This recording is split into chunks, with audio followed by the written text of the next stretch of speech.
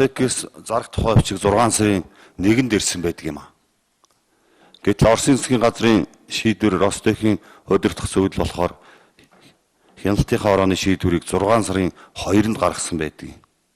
Оросын засгийн газраас зарах нот бичиг ирээгүй байдаг шүү дээ. Тийм баримт байхгүй өнөөдөр хүртэл. За тэгэхээр хоёр улсын засгийн газар хоорондын гэрээгээр хувьцаага худалдах нөхцөлд засгийн газар нь нот бичгээр мэдэгдэнэ гэсэн тийм залттай. Тийм нот бичиг ирээгүй. Зөвхөн Ростектэй хандсан бичгэл Медведев гаргасан байдаг шүү дээ.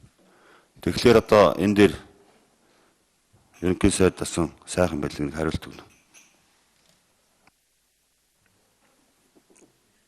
За 2-р микрофоныг өгнө. За Сүхбат гишүүний асуултанд хариулъя. Тэмээ гэхээр ямаа гэж байгаа зүйл бол байхгүй. Зүгээр зөв ойлгох тухай л асуудал байгаа.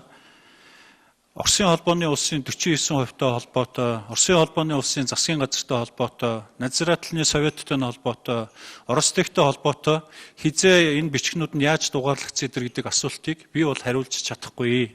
Миний мэдлийн юм биш ээ.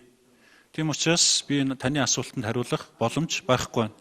51% холбоотой асуудлуудыг бол Монгол Улсын засгийн газар бол хариулж болно. Баярлалаа.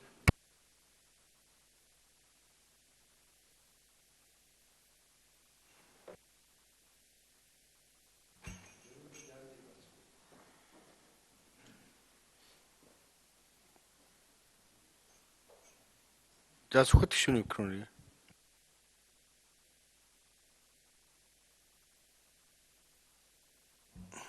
Хөөе. Ямар өчтэй мэж шүү дээ.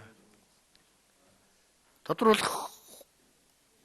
Тодруулъя гэсэн. Харин тийм.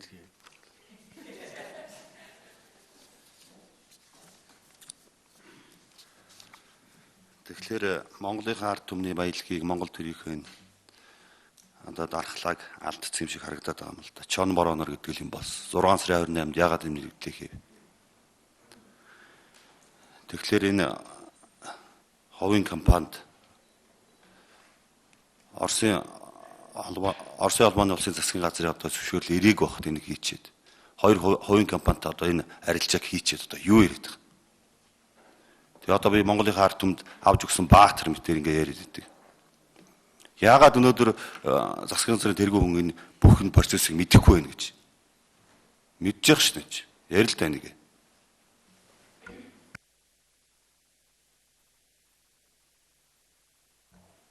За хөрөвдөр шүү.